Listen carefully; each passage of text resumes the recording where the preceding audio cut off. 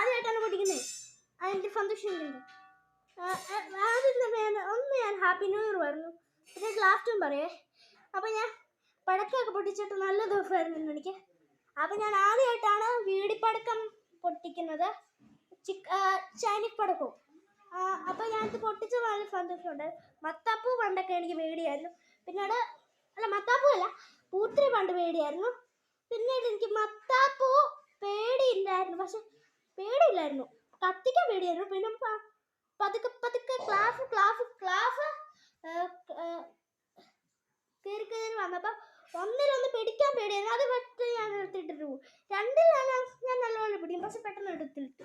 3ലായപ്പോഴാണ് ഞാൻ നല്ലപോലെ പിടിച്ച് കത്തിക്കാനൊക്കെ പഠിച്ച്.